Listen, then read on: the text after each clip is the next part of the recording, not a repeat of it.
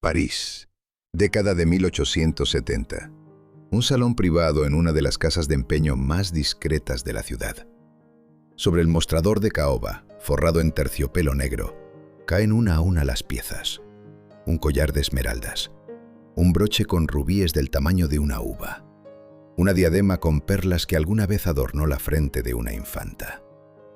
La mujer que las entrega no tiembla, no duda. Sus dedos, cubiertos de anillos que pronto también desaparecerán, empujan las joyas hacia el comerciante con la misma naturalidad con la que alguien deja propina en un café. Esa mujer era una reina, la reina Isabel II de España. Y esas joyas no eran suyas, eran de un país entero. Lo que estaba ocurriendo en aquel salón no era una venta, era un saqueo lento, elegante, perfumado, pero saqueo al fin. Coronas que habían tardado generaciones en reunirse desaparecían en cuestión de semanas. Tiaras que habían cruzado siglos de historia terminaban pagando facturas de modistas, cenas en mansiones parisinas y caprichos que ni siquiera la propia reina recordaría el día siguiente. Mientras tanto, al otro lado de los Pirineos, España se desmoronaba. Su pueblo pasaba hambre. Su monarquía se tambaleaba. Y su tesoro real, esa colección de siglos que debía pasar de generación en generación, se evaporaba en los bolsillos de los prestamistas franceses. Pero aquí viene lo extraño, lo verdaderamente inexplicable. Entre todo ese desastre, entre toda esa destrucción, una sola tiara sobrevivió.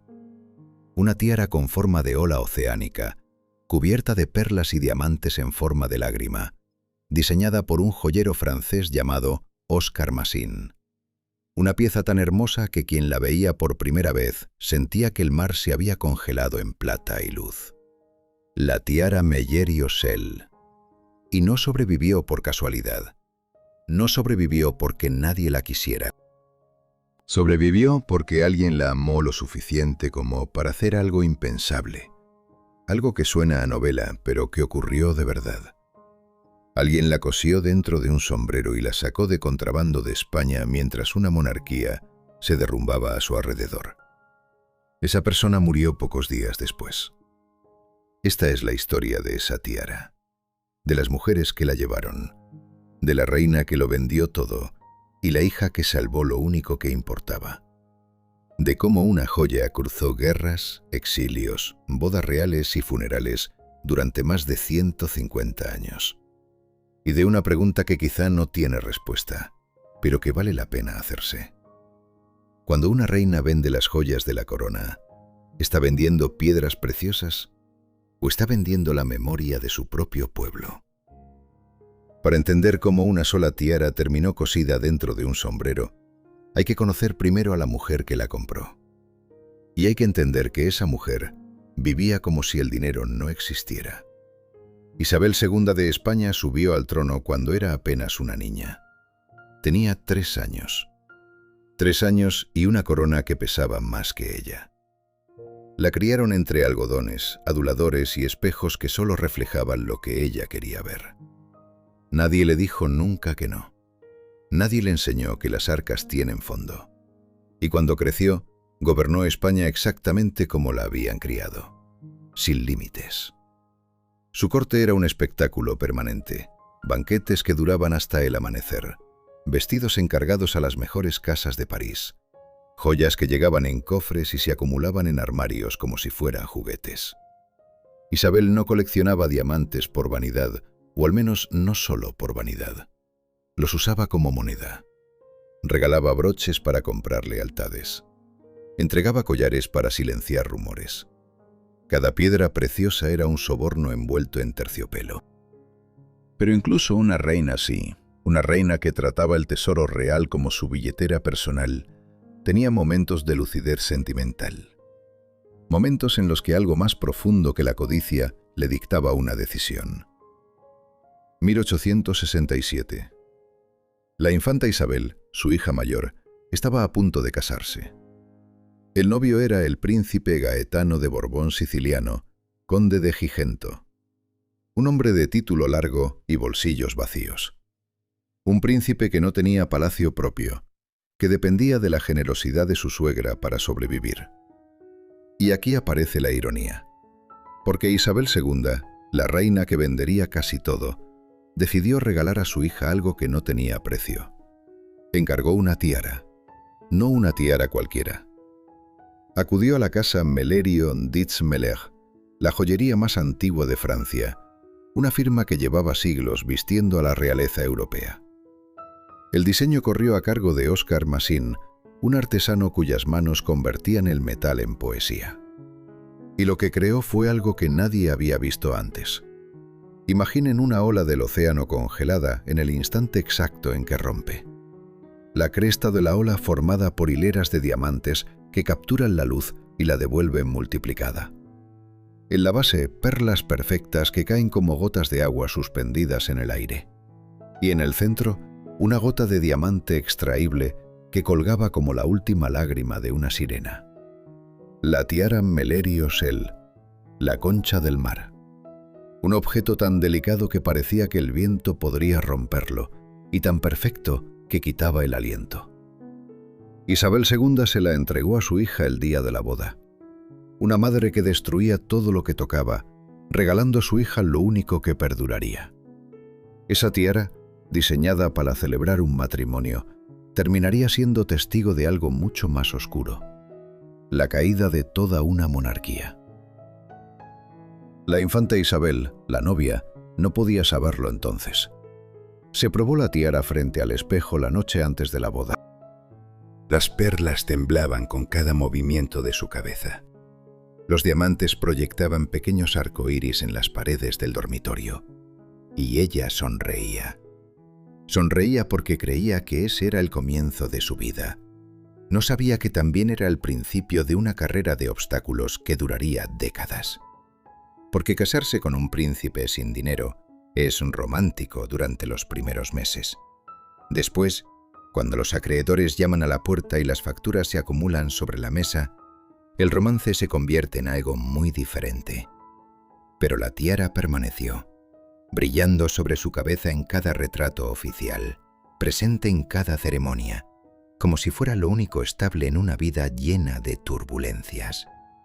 La infanta Isabel se aferró a esa corona de olas y perlas con una devoción que iba más allá de la vanidad. Era el regalo de su madre. Era la prueba de que incluso alguien como Isabel II, la reina que lo vendió todo, había sido capaz de un gesto de amor genuino. O quizás no fue amor, quizás fue culpa. Quizás Isabel II sabía, en algún rincón oscuro de su conciencia, que estaba destruyendo el legado de su familia. Y esa tiara fue su forma de decir, sin palabras, que al menos una cosa se salvaría del naufragio. Fuera amor o fuera culpa, la tiara quedó en manos de la infanta, y la infanta la protegió como si le fuera la vida en ello. Lo que nadie imaginaba es que, décadas después, literalmente le iría la vida en ello. La llamaban la chata. No era un insulto. Era el apodo más cariñoso que el pueblo español le había dado a un miembro de la familia real en siglos.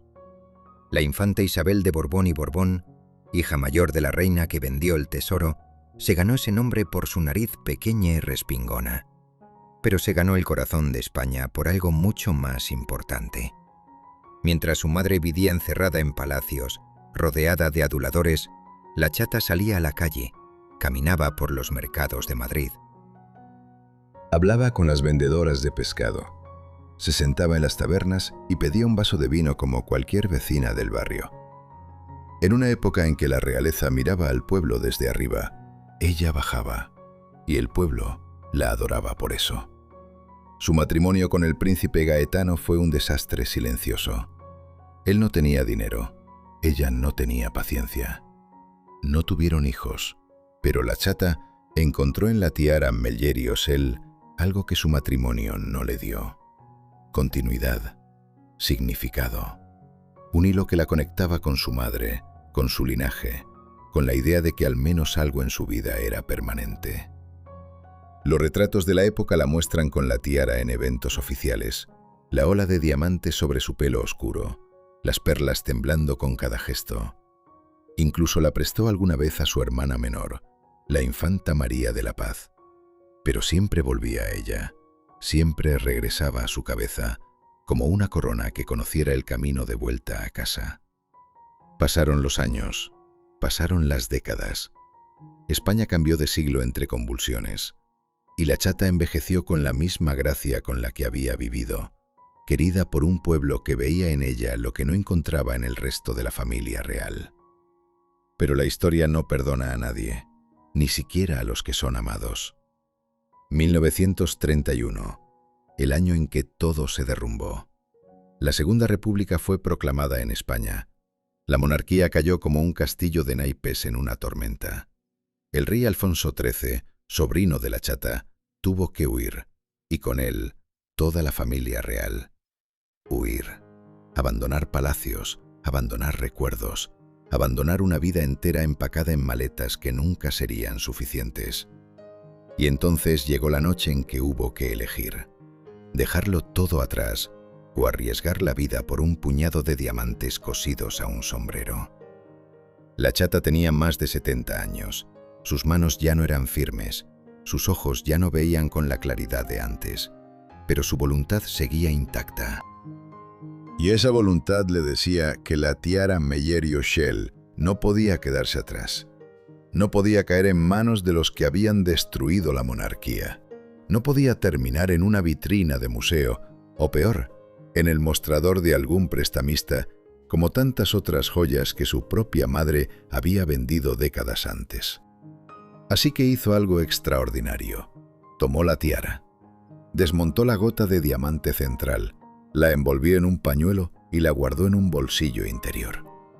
Luego, con la ayuda de una doncella de confianza, cosieron la estructura principal de la tiara dentro de un sombrero de ala ancha, hilo a hilo, puntada a puntada, escondiendo diamantes y perlas entre capas de tela y fieltro. Imaginen la escena: una anciana de sangre real en una habitación a oscuras, mientras afuera se escuchaban los gritos de una revolución. El sonido de la aguja atravesando la tela, el brillo de los diamantes desapareciendo bajo las puntadas. El peso del sombrero cuando finalmente lo levantaron, más pesado de lo que cualquier sombrero debería ser. La chata cruzó la frontera con ese sombrero puesto. Nadie sospechó. Nadie revisó la cabeza de una anciana que caminaba con dificultad hacia el exilio. Los guardias vieron a una mujer vieja con un sombrero pasado de moda. No vieron los 150 años de historia que llevaba sobre la cabeza. Llegó a Francia. La tiara estaba a salvo, pero la chata no. Pocos días después del exilio, la mujer que había caminado por los mercados de Madrid, que había brindado con el pueblo y que había cosido diamantes a un sombrero con sus propias manos, cerró los ojos por última vez.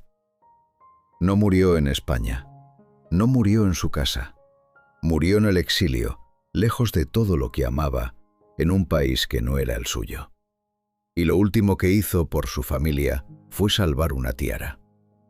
Como no tenía hijos, la Meyer-Iochel pasó a su sobrino favorito, el rey Alfonso XIII. El mismo rey que había perdido el trono. El mismo hombre que ahora vivía en el exilio, igual que ella. La tiara llegó a sus manos como un testamento silencioso.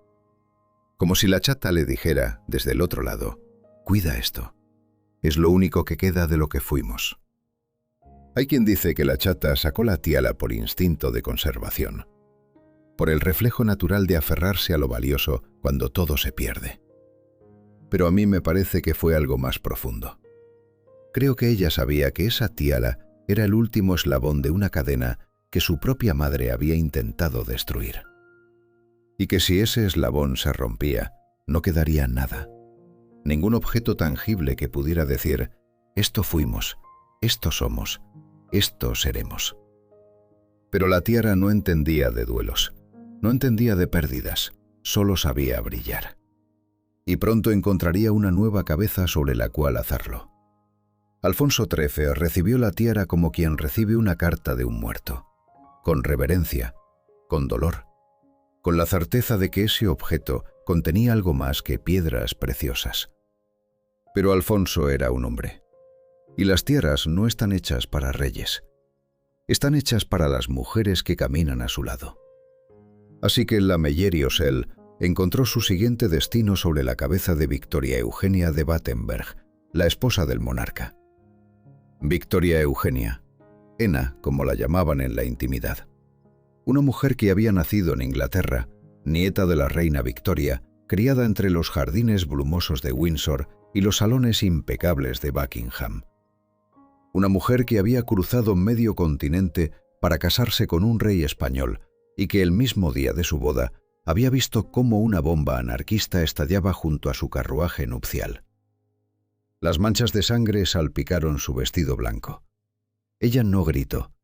Se limpió la cara con un pañuelo bordado y continuó sonriendo. Esa era Ena, acero envuelto en seda. Cuando llegó el exilio, cuando la monarquía se desmoronó y la familia real tuvo que abandonar España con lo puesto, Victoria Eugenia lo perdió casi todo. Su palacio, sus jardines, sus joyas, muchas de ellas confiscadas o abandonadas en la huida. Lo que quedaba cabía en unas pocas maletas y en la memoria de lo que fue. Pero la tiara Meyer-Iosel estaba ahí, gracias a la chata, gracias a un sombrero y a una aguja. Y Ena hizo algo que solo alguien con su temple podría hacer. La usó. No la guardó en un cajón. No la escondió como reliquia de un pasado perdido. Se la puso, en el exilio, sin trono, sin palacio, sin país. Se la colocó sobre la cabeza y posó para una serie de retratos en la década de 1930, como si nada hubiera cambiado. Como si todavía fuera la reina de España y no una mujer desterrada viviendo de la caridad de parientes europeos. Imaginen esos retratos. Una mujer de espalda recta sentada en una silla que no era un trono. Un vestido elegante pero no nuevo, repasado con cuidado para que no se notaran los años de uso. Y sobre su cabeza, la ola de diamantes y perlas brillando con la misma intensidad que el día en que fue creada. Como si la tiara no supiera que el reino había caído. Como si los diamantes se negaran a perder el brillo solo porque su dueña había perdido la corona. Había algo desafiante en esos retratos. Algo que decía, sin palabras, pueden quitarme el trono, pero no pueden quitarme la dignidad. Los años del exilio fueron largos, interminables para una familia acostumbrada a gobernar. Alfonso XIII murió en Roma en 1941, lejos de la tierra que había reinado, en un hotel que no era un palacio. Victoria Eugenia quedó sola, viuda, exiliada, con un puñado de joyas que eran lo único tangible de una vida que parecía un sueño lejano. Y entonces llegó 1950, el Vaticano, Roma, el Año Santo. Una reina sin reino, visitando al Papa con la única joya que le quedaba de su vida anterior. Si esa tiara pudiera hablar, habría llorado. Victoria Eugenia caminó por los pasillos del Vaticano con la Meyer-Iosel sobre su cabeza. Sus pasos resonaban en el mármol. La luz de las velas arrancaba destellos a las perlas y los diamantes proyectaban puntos de luz en las paredes centenarias. Los guardias suizos la miraban pasar. Los cardenales inclinaban la cabeza, porque una tiara tiene ese poder. El poder de recordarle al mundo quién eres, incluso cuando el mundo ya lo ha olvidado. Ese día, Ena no era una viuda en el exilio, era una reina, la última vez que lo sería en público. Pero Ena también era práctica. Sabía que las tiaras no sirven de nada si no hay cabezas jóvenes que las lleven, y la siguiente generación ya estaba llamando a la puerta. Su nuera, María de las Mercedes, condesa de Barcelona, fue la siguiente en probarse la Meyer-Iosel. La tiara acompañó a María de las Mercedes a uno de los eventos más glamorosos de la década, un baile de bodas que reunió a la realeza de todo el continente. La futura reina Isabel de Inglaterra y el príncipe Felipe estaban entre los invitados. Y allí, entre las cabezas coronadas de media Europa, la tiara de olas y perlas brillaba sobre una Borbón española, como si nunca hubiera conocido el exilio. Pero María de las Mercedes era solo una parada en el camino. La tiara estaba destinada a alguien más, alguien que la convertiría en su sello personal durante décadas, alguien que aún no llevaba el apellido Borbón porque había nacido en Grecia. 1962. Atenas. El Palacio Real de Grecia resplandecía como no lo hacía en años. Lámparas de araña con cientos de velas encendidas, suelos de mármol pulidos hasta convertirse en espejos, uniformes militares cargados de medallas, vestidos de seda que susurraban con cada paso. Toda la realeza europea había acudido a la capital griega para una celebración que unía dos casas reales y dos destinos. El príncipe Juan Carlos de Asturias, heredero de una corona que ni siquiera existía en ese momento, iba a casarse con la princesa Sofía de Grecia y Dinamarca. Un matrimonio que era mucho más que una boda. Era una apuesta política, un movimiento calculado por las familias de ambos para asegurar el futuro de una monarquía española que estaba suspendida en el limbo, esperando el momento de regresar. Pero esa noche, en el baile previo a la ceremonia, nada de eso importaba. Lo que importaba era la luz. Y la luz venía de la cabeza de Sofía, Victoria Eugenia, la vieja reina en el exilio, junto con el conde y la condesa de Barcelona, habían decidido que el regalo de boda sería la tiara Meyer-Iochel. No dinero, no tierras, no promesas políticas. Una tiara. La tiara. La misma que la chata había cosido a un sombrero 30 años antes.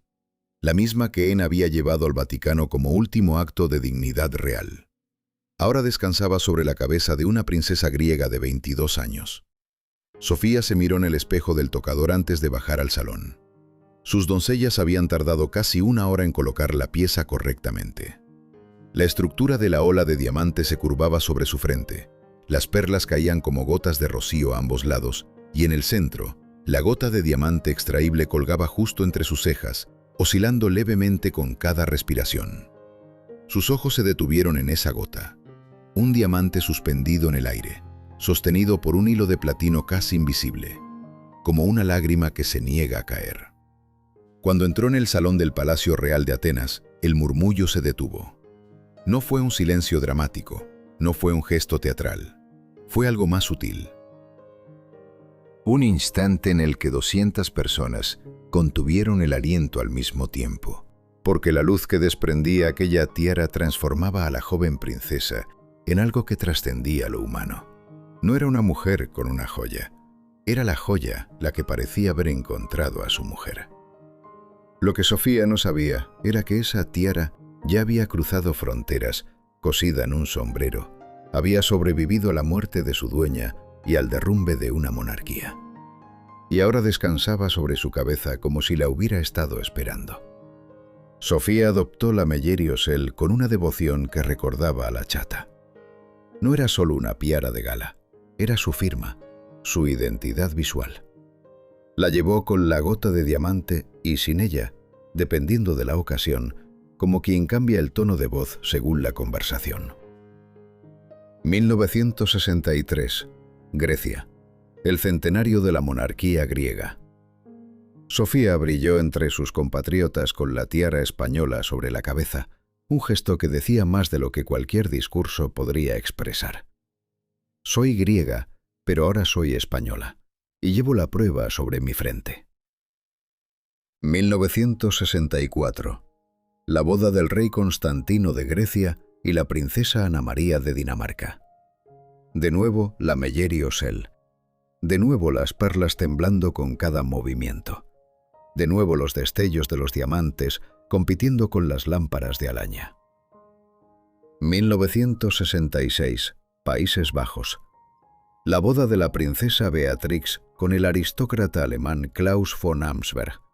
Una boda polémica, rodeada de protestas, porque el novio había sido miembro de las juventudes hitlerianas durante la guerra. El ambiente era tenso, la seguridad extrema, pero Sofía estaba allí, con la tiara de ola sobre su pelo oscuro, como un faro de calma en medio de la tormenta. En apenas 4 años, la Meyer-Iochel había pasado de ser una reliquia del exilio a convertirse en una de las tiaras más reconocibles de la realeza europea. Y todo gracias a una joven griega que entendió algo fundamental. Una tiara no es un adorno, es un mensaje. Y el mensaje de Sofía era claro. Estoy aquí, pertenezco. y no pienso irme. Lo que Sofía quizás no calculó es que ese mensaje llegaría tan lejos.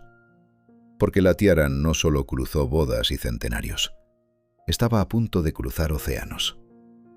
Hay un mapa invisible que solo se puede trazar con diamantes. Y si alguien se tomara la molestia de dibujarlo, vería una línea que sale de un taller parisino en 1867, cruza España, salta a Francia durante un exilio, regresa a Roma para una audiencia papal, aterriza en Atenas para una boda, y a partir de 1980 se convierte en algo parecido a la ruta de un avión que no para de despegar. La tiara Meleri-Osel se convirtió en viajera. 1980. Visita de Estado a Dinamarca. El salón del Palacio de Amalienborg, con sus paredes cubiertas de tapices del siglo XVIII, recibió a la reina Sofía con todos los honores. La tiara brillaba bajo la luz de unas lámparas que habían iluminado cenas reales durante 200 años. Los diamantes de la Meleri-Osel competían con los de la reina Margarita de Dinamarca, y según los cronistas presentes, lo quedaba claro quién ganaba. Ese mismo año, Japón, Tokio, un banquete imperial en el Palacio de Akasaka. Un mundo completamente diferente. Laca negra en lugar de mármol blanco. Kimonos de seda junto a vestidos europeos. Y allí estaba la tiara, la misma ola oceánica que había nacido en París más de un siglo antes, reflejándose ahora en los ojos de los cortesanos japoneses que la observaban con esa mezcla de admiración y reserva que caracteriza el protocolo nipón. 1982. Noruega. Oslo. El frío nórdico golpeaba las ventanas del Palacio Real mientras dentro se celebraba un banquete de Estado. Sofía llevaba la Meleri-Osel sin la gota de diamante. Una decisión estética que le daba a la tiara un aspecto diferente, más limpio, más moderna. Como si la propia joya supiera adaptarse al país que visitaba. 1985. De vuelta en España. La visita oficial del príncipe heredero Akihito y la princesa Michiko de Japón. Un momento diplomático delicado, cargado de simbolismo. Sofía eligió la Meleri-Osel para la cena de gala. No eligió la tiara de diamantes más grande que ya tenía en su colección. No eligió ninguna pieza moderna. Eligió la tiara con historia. La tiara que hablaba de supervivencia, de exilio, de dignidad. Como diciendo a sus invitados japoneses, nosotros también conocemos lo que es perderlo todo y reconstruirse. Porque para entonces, la colección de joyas de Sofía se había multiplicado. Tenía tiaras más grandes, más modernas, más ostentosas, collares que harían palidecer de envidia a más de una casa real europea. Pero seguía volviendo a la Meleri-Osel una y otra vez, como quien tiene un armario lleno de ropa nueva, pero siempre se pone la misma chaqueta vieja, porque es la que mejor le queda, la que lleva impregnada su olor, a que guarda los recuerdos de los momentos importantes. Y entonces empezó a prestarla, primero a sus hijas. La infanta Elena la llevó en alguna cena de gala, con la misma elegancia natural de su madre. La infanta Cristina también la lució, aunque con menos frecuencia. Cada vez que una de ellas aparecía con la Meleri-Osel, los cronistas reales lo anotaban como un gesto de confianza maternal. Mamá te presta su tiara favorita. Eso significa algo. Pero lo más interesante fue cuando la prestó fuera del círculo inmediato. La infanta Margarita, hermana del rey Juan Carlos y cuñada de Sofía, la lució durante el banquete organizado para la visita de Estado del presidente de Portugal. Margarita no era hija de Sofía, no era su sangre directa. El préstamo era un gesto de generosidad, sí, pero también era algo más. Porque en el mundo de la realeza, una tiara prestada es un mensaje con múltiples capas. Dice, confío en ti. Pero también dice, recuerda que es mía. Dice, eres parte de la familia. Pero también dice, yo decido quién la lleva y cuándo. Sofía controlaba la tiara como una directora de orquesta controla la batuta. Cada préstamo era calculado. Cada aparición era medida. Nada era casual. La Meyerio Shell recorrió medio mundo sobre diferentes cabezas, pero siempre regresaba al mismo joyero. Siempre volvía a las manos de Sofía. Como un pájaro que sale a volar pero conoce el camino de vuelta a su nido. Y aquí surge una pregunta que pocas personas formulan en voz alta. Cuando una reina presta una tiara a su hija o a su cuñada, ¿es un acto de generosidad desinteresada o es la forma más elegante que existe de recordarle al mundo quién tiene el poder? Porque la generosidad implica dar, y prestar no es dar. Prestar es soltar con la certeza de que volverá. Lo cierto es que durante décadas el sistema funcionó a la perfección. Sofía prestaba, las demás devolvían, y la Meyerio Shell seguía siendo, indiscutiblemente, la tiara de la reina. Hasta que llegó alguien que no devolvía. Porque nunca pedía prestado. Porque casi nunca la usó. 2007, Madrid, Palacio Real. Banquete de Estado en honor al presidente de Filipinas. El Salón del Trono resplandecía con esa luz particular que solo producen miles de velas reflejadas en cristal de Bohemia. Los cubiertos de plata formaban líneas perfectas sobre manteles blancos que habían sido planchados 3 veces. El protocolo, como siempre, era una coreografía milimétrica donde cada copa, cada servilleta, cada paso tenía su lugar asignado. Y allí estaba Leticia. La entonces princesa de Asturias, esposa del heredero, se sentó a la mesa con la tiara Meyerio Shell sobre su cabeza. La ola de diamantes. Las perlas en cascada. La misma pieza que había cruzado 1 siglo y medio de historia, que había sido cosida a un sombrero, que había visitado al Papa, que había recorrido medio mundo. Sobre la cabeza de Leticia. Por primera vez. Y por última vez.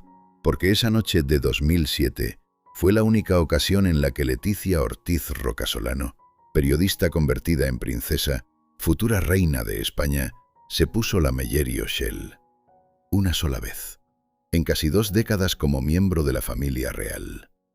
Una sola noche entre cientos de banquetes, recepciones, visitas de estado y cenas de gala. Una sola vez. Y ese dato, aparentemente trivial, dice más de lo que parece. Porque en el mundo de la realeza, lo que no se usa habla tan alto como lo que se lleva puesto. Cada tiara elegida es una declaración. Cada tiara descartada es un silencio. Y el silencio de Leticia respecto a la Meyerio Shell ha sido ensordecedor. Seguro que se están preguntando por qué. ¿Por qué una reina evitaría la tiara más emblemática de la colección familiar? ¿Qué razón puede tener alguien para rechazar una joya de 150 años con una historia que haría llorar a cualquier novelista? Hay varias teorías. Ninguna confirmada, todas fascinantes. La primera es estética. Leticia tiene un estilo propio, moderno, minimalista, muy alejado del barroquismo de las reinas anteriores. La Meyerio Shell es una pieza del siglo XIX, recargada, opulenta, hecha para una época en que más significaba mejor. Es posible que simplemente no encaje con su forma de entender la elegancia. Como ponerse el vestido de novia de tu abuela cuando tú preferirías ir de Valentino. La segunda teoría es más sutil y más incómoda. La Meyerio Shell es la tiara de Sofía.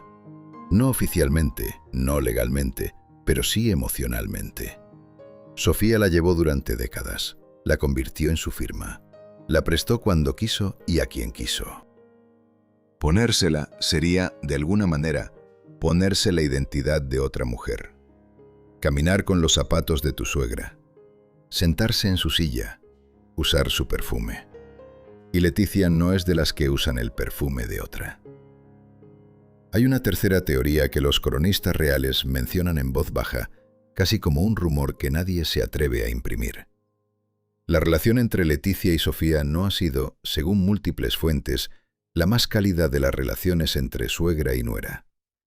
No ha habido escándalos públicos, no ha habido gritos en los balcones, pero ha habido gestos, miradas que duran 1 segundo más de lo necesario, sonrisas que no llegan a los ojos, ausencias calculadas en eventos familiares. Y en ese contexto, no usar la tiara favorita de tu suegra no es un descuido, es un mensaje. Imaginen la escena desde dentro. Imaginen el momento en que el joyero real abre el cofre y presenta las opciones para la cena de estado. Aquí está la flor de lis, aquí la Cartier, aquí la prusiana, y aquí, en su estuche de terciopelo azul oscuro, la Meyer y Ochelle. Los dedos de Leticia pasan sobre los estuches. Se detienen un instante sobre la Meyer y Ochelle. Quizás la toca. Quizás roza las perlas con la yema de un dedo. Quizás recuerda la única noche que la llevó, en 2007, cuando aún era princesa y todo era más sencillo. Y luego elige otra. Siempre elige otra. Mientras tanto, la tiara espera. En su estuche, en alguna bóveda del Palacio de la Zarzuela, envuelta en terciopelo, con los diamantes apagados en la oscuridad, sin luz que los haga brillar, sin una cabeza que les dé sentido.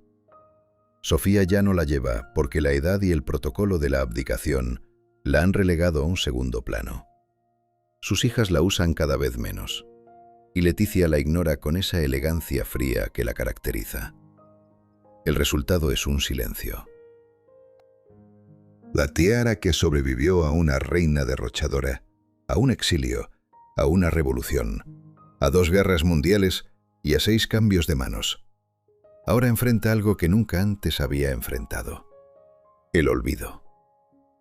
Pero quizás no es olvido, quizás es espera. Porque las tiaras, como las historias, tienen una forma extraña de regresar cuando menos se las espera. Volvamos al principio. París, década de 1870. Un salón privado. Un mostrador de caoba forrado en terciopelo negro. Una reina entregando coronas, collares y broches a un prestamista francés, sin temblar, sin dudar, como quien vacía un cajón de cosas que ya no necesita. Isabel II de España vendió el tesoro real, pieza a pieza, joya a joya. Diamantes que habían tardado siglos en reunirse desaparecieron en semanas. El legado de generaciones enteras se evaporó en perfumes, banquetes y caprichos que nadie recuerda. Y sin embargo, una tiara sobrevivió. No sobrevivió porque fuera la más grande. No era la más valiosa en términos de quilates. No era la más antigua ni la más famosa. Sobrevivió porque alguien decidió que no iba a perderse. Porque una mujer mayor, con las manos temblorosas y el corazón roto, se sentó en una habitación a oscuras y cosió diamantes dentro de un sombrero mientras afuera se derrumbaba un país.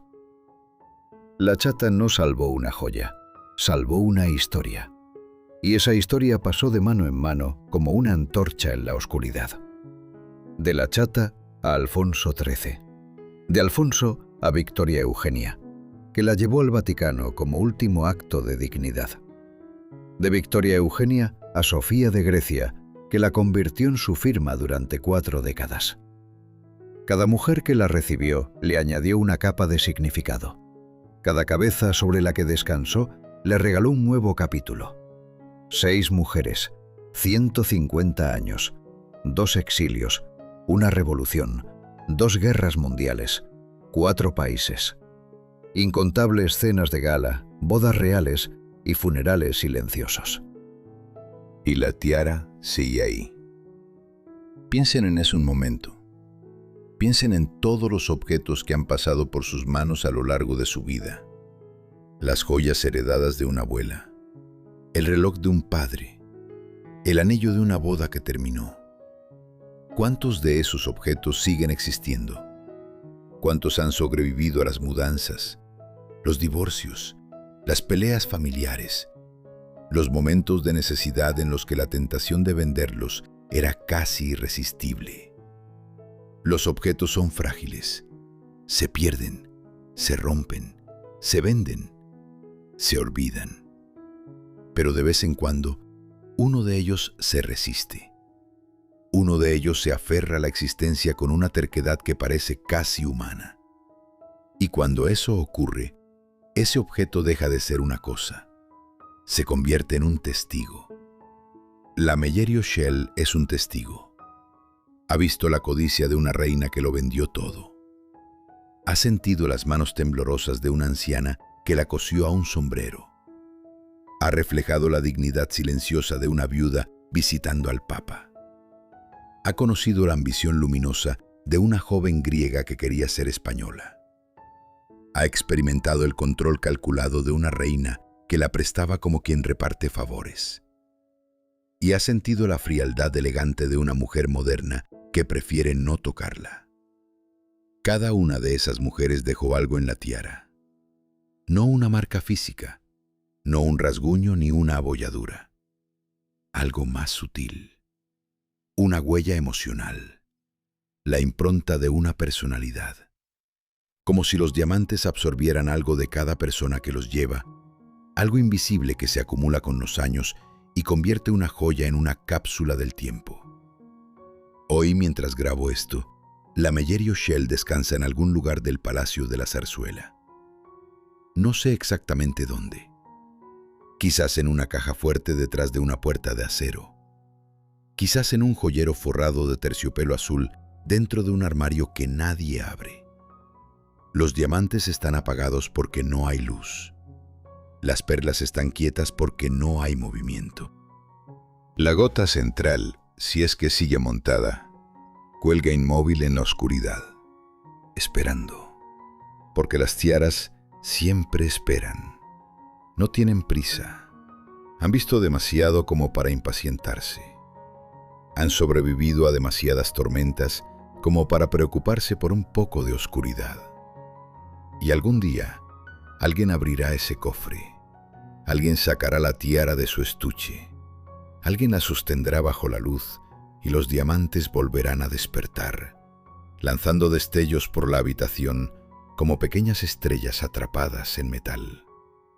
Y quien la sostenga sentirá algo.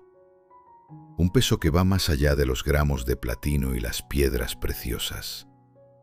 El peso de 6 mujeres. El peso de 150 años. El peso de todo lo que se perdió y de lo único que quedó. La reina Isabel II lo vendió casi todo. Coronas, collares, broches, pendientes. El tesoro de una nación entera pasó por sus dedos y desapareció para siempre. Pero esta tiara sobrevivió. No porque fuera más fuerte que las demás, sino porque encontró en cada generación a alguien dispuesto a protegerla. Y quizás esa es la verdadera lección. Que los objetos no sobreviven solos. Que las joyas no se salvan a sí mismas.